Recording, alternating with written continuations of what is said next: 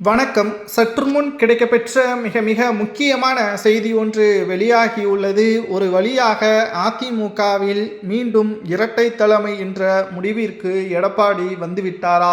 நேற்று அதிமுகவில் மீண்டும் ஒரு புதிய கட்சி இணைய உள்ளதாக அறிவிப்பு வெளியிட்டிருந்தார். எந்த கட்சி, குறிப்பாக யார் என்பது அரசியல் வட்டாரத்தில் பரபரப்பை ஏற்படுத்தியுள்ளது. டெல்லிக்கு சென்று வந்த எடப்பாடி பழனிசாமி அவர்கள் அதனை தொடர்ந்துதான் இந்த அறிவிப்பை வெளியிட்டிருக்கிறார். அதிமுகவின் தொண்டர்கள் எவ்வளவோ அழுத்தம் கொடுத்தும் எடப்பாடி கேட்காமல் கடைசியாக அமித்ஷா அவர்கள் பேச்சை கேட்டு செயல்படுவது யாருக்கு சாதகமாக எடப்பாடி முடிவுகளை மேற்கொள்கிறார்? ஒன்று, தொண்டர்கள் வைத்து அதிமுகவை சிறப்பாக வழிநடத்த வேண்டும். பதவியை தக்கவைத்துக் கொள்வதற்காக வேறொரு கட்சியின் முக்கிய தலைவரது காலை பிடித்து அவரது பேச்சை கேட்பது எந்த விதத்தில் நியாயம்? இது என்ன குடும்ப கட்சியா அல்லது நீங்கள் உருவாக்கின கட்சியா என்ற கேட்கக்கூடிய நிலைமைக்கு எடப்பாடி பழனிசாமி வந்துவிட்டார். சரி, தற்பொழுது மீண்டும் அதிமுகவில் எந்த கட்சி கூட்டணி வைக்கப் போகிறது? மிக முக்கியமான தகவல் நமக்கு கிடைக்கப்பெற்றுள்ளது.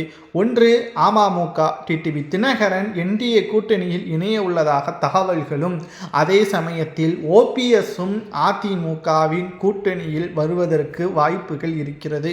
சுமார் 7 முதல் 14 தொகுதிகளை கொடுக்கலாம் என்ற தகவலும் கிடைக்கப்பெற்றுள்ளது. ஆனால் ஓபிஎஸ் அவர்கள் அன்றைக்கே கூறிவிட்டார், எடப்பாடியை முதல்வராக்கக்கூடிய எண்ணம் எனக்கு கிடையாது. அதிமுகவை அவரிடம் இருந்து மீட்பதுதான் எனது எண்ணம். நான் சமயத்திற்கேற்ப அந்தர்பல்ட்டி அடிக்க மாட்டேன். மக்களுக்காகவும் தொண்டர்களுக்காகவும் ஒரே பாதையில் செல்லக்கூடியவன் என்பதை ஓபிஎஸ் அவர்கள் அன்றைக்கே தெரிவித்திருந்தார். இதனால் இரட்டை இலை சின்னத்தில் இரட்டை தலைமை அமைந்தால் மட்டும்தான் இது சாத்தியமாகும். அதாவது கூட்டணி வைக்காமல் அதிமுகவில் ஓபிஎஸ் அவர்கள் இணைவதும் அதிமுகவின் கூட்டணியில் அமமுக இணைவதும் தான் சாத்தியம் என்ற தகவல் தற்பொழுது கிடைக்கப்பெற்றுள்ளது. ஆனால் ஓபிஎஸ் அவர்கள் இதை பற்றி எந்த ஒரு முடிவும் வெளியாகவில்லை. மேலும் அமமுகவின் தலைவர் டிடிவி தினகரன் அவர்களும் அரசியலில் நிரந்தர எதிரியும் நிரந்தர நண்பனும் இல்லை என்பதையும் தெரிவித்திருந்தார்.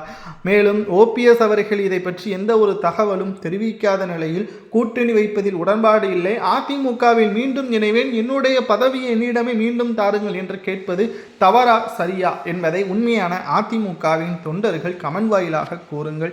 ஏனென்றால் அதிமுகவின் நிலைப்பாடும் அதுதான். தொண்டர்களது கள பணிகளை மேற்கொண்டால் மட்டும்தான் எடப்பாடி முதல்வராக முடியும். அதே சமயத்தில் ஓபிஎஸ்ஸின் ஆதரவு இல்லை என்றால் 5000 ஓட்டுகளில் தோல்வியடைந்தாலும் அது தோல்விதான்.